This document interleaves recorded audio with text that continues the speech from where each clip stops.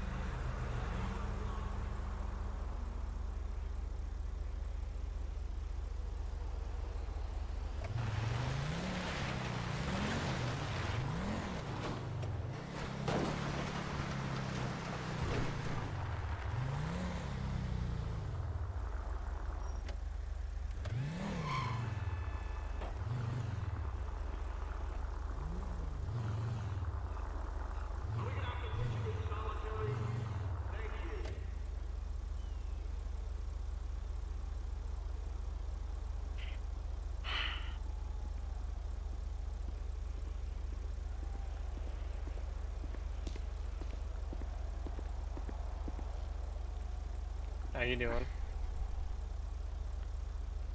I've been better. Sir, second prison escapee 122 radio check. in less Sancho. than 24 hours.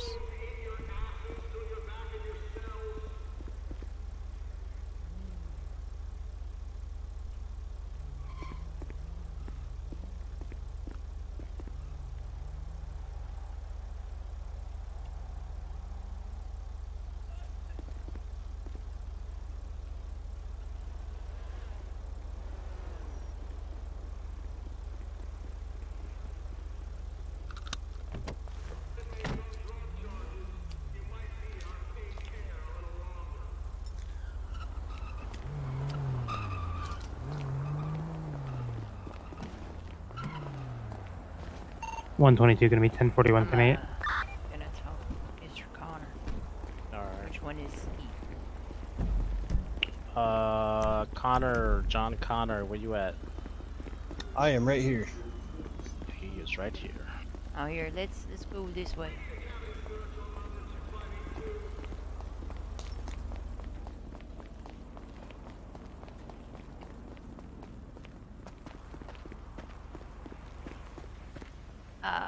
Listen, I just wanted to go over again, you know, last night. Yeah.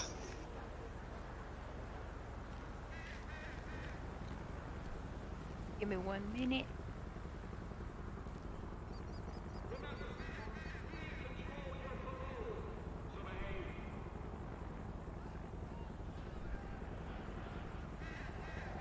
Alright, I seem to have misplaced my notes from last night, so if you could run me through what happened one more time, it would be greatly appreciated. Oh, I'd love to, because this is starting to look really bad, especially since I was on duty both times. So last night, when we had that escape, I had just came on duty. Walked into intake. The intake door and the cell block door was unlocked. The cell block door was open. I walked in, there was another officer in there. It was a sheriff deputy that was on duty inside of the cell block that was rebooking an inmate because the officer had gotten assaulted. Now when I was in Wait, there... which doors were open? The cell block door and the intake door? And the intake door last night, yeah. And that was right when I got on duty. And then when we left the cell block, there was another gentleman that was in there. I asked the officer who he was. The officer told me that he was a boyfriend of one of the other officers that had responded to the fight at the prison with them to help, I guess, apparently. And I told the officer, well, we ain't supposed to be having civilians inside of the facility ever, and he was like, I don't know what's going on, basically is what he said. We went back out front, and a few minutes later is when I got the notification in the skybox saying that there was an escaped inmate. Wait, he said what? He said the individual was a boyfriend of one of the officers that had responded or something like that. I didn't catch the whole thing because he was right, the inmate was yelling and talking to, kind of taunting the officer, so it was hard for me to catch everything. And then by the time I got back out up front over here, I was outside talking to, oh God, it wasn't Scott, it's the one that sounds like Scott, Anderson. Me and Anderson were talking outside, and I seen it come up in the skybox. I told Anderson, oh, hey, did you look up in the skybox? And he said no, and we looked up, and that was when we noticed that the inmate had escaped. And tonight, I do think I might have an idea on how this inmate actually escaped. So I was talking to Deputy Maxwell, and he was saying that prior to the inmate escaping, he was out in the yard. There was no radio communications of him saying that he was even going into the cell block, let alone going out into the yard.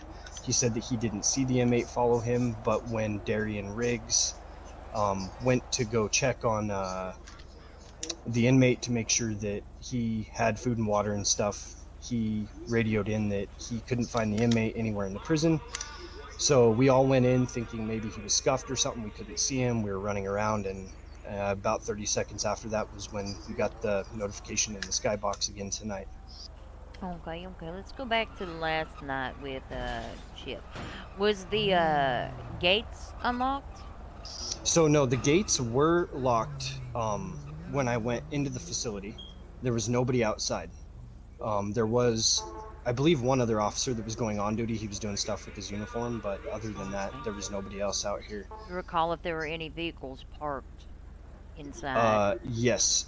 There was a dark-colored sports car. At first, I thought it was Bandana's car, Alex Bandana's, but I couldn't tell. Inside? No, he was parked outside, kind of further down towards the garage down there, the employee garage, like further down. So it was dark-colored. I couldn't tell if it was Alex Bandana's, but just the shape and the way it looked like Bandana's. And by the time I came out, that car was already gone. So I didn't recognize it. There wasn't anyone parked inside of the prison gate, is what I'm asking. No. How would somebody get outside of the prison gates? The only way they would get out is if somebody let them out, or if there was a door left unlocked somewhere, or a gate left unlocked. But to your knowledge, where did you go to speak with Anderson? We were just actually right out here. Anderson, by the time I came back out here, Anderson was talking to another officer right out front there. Okay. And that was when I noticed the skybox was right after that. But like I said, both the intake door and that cell block door were unlocked as soon as I went on duty and walked into the cell block. And I wasn't in that cell block for more than like 2 or 3 minutes before I ran out front and seen the skybox. Did you ever see,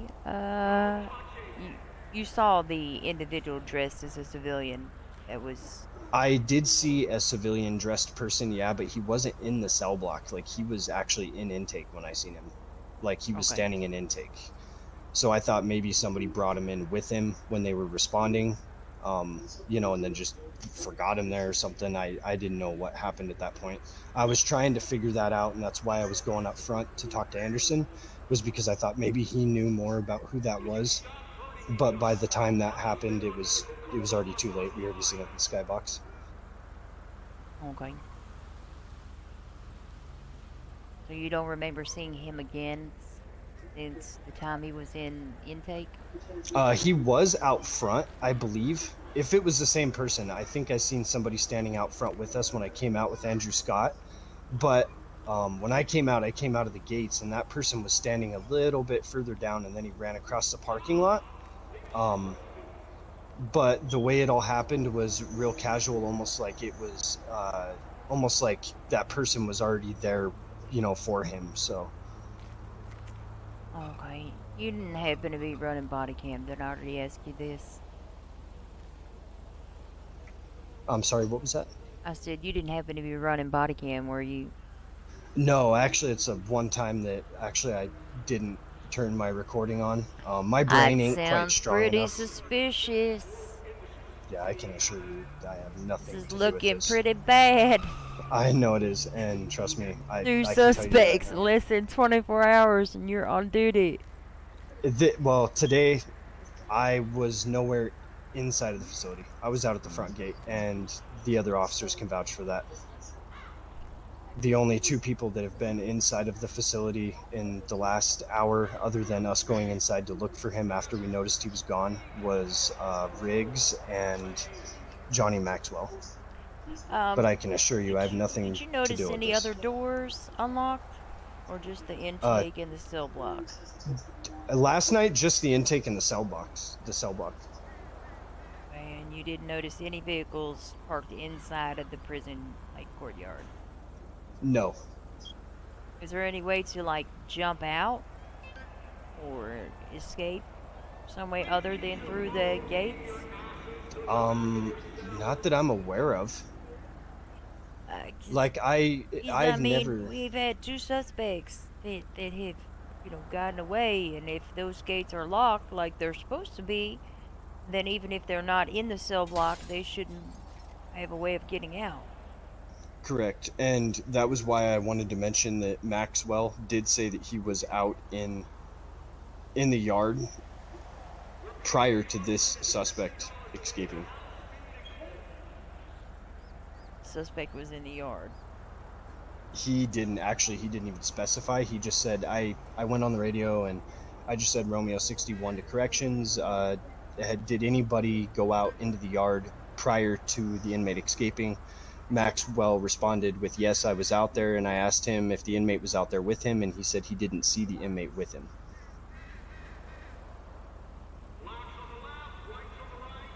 But I can promise you 100%, like, I've already put in my BCSO application to move forward. Like, I didn't even know either one of these suspects. I've never even met either one of them. So do you know who the officer was that said that the individual was a boyfriend of an officer? No, he was wearing one of the green sheriff's vests. It was a pretty generic sheriff uniform, long sleeve.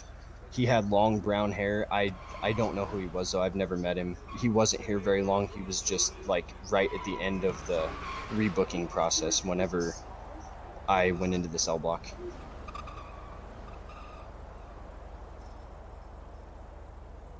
And I think last night one of the other officers were able to figure out who it was that did the rebooking, but I see all of you guys all the time, but I see, like, so many that I have a hard time remembering who's who still. I haven't quite got the chance to, you know, put names on faces.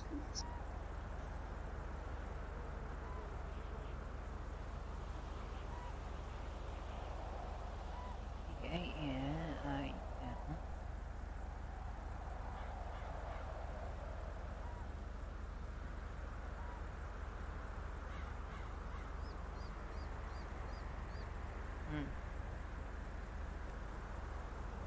Alright.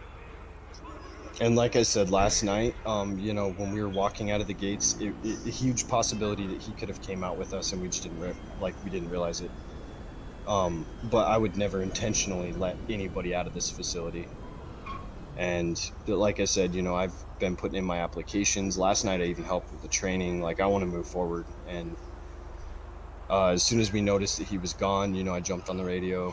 You know, I said, okay, well, we need to figure out where he's at. Make sure you guys are checking the upper cell block. Like, yeah, I take what I do Were there very any seriously. other corrections officers on duty last night before you got on duty? No, so before the tsunami, it was me, Andrew Scott, Muhammad, and then when I came back on, it was just me and Anderson, and that other and the other sheriff's deputy that was inside of the facility. And then after we found out that they had escaped, that was when more officers showed up, and I there was a few other corrections on last night too, and I can't remember who they all were. Okay. I know, I'm pretty sure Chavez was on duty too, like right after that happened, because I remember somebody asking what had happened with the escape, and I explained the story to them too. Is Kyle Anderson? Did he ever go inside and see anything or see any of the gates doors open? No, so I don't know. He acted kind of weird about it, like from the beginning, because so when I came on duty, he had just finished booking an inmate. And I don't know who did the original booking, but what I'm assuming probably happened was, I think somebody probably booked him as a female or a male, somewhat, you know, one or the other, and it probably messed with his clothes. But Yeah, that was me.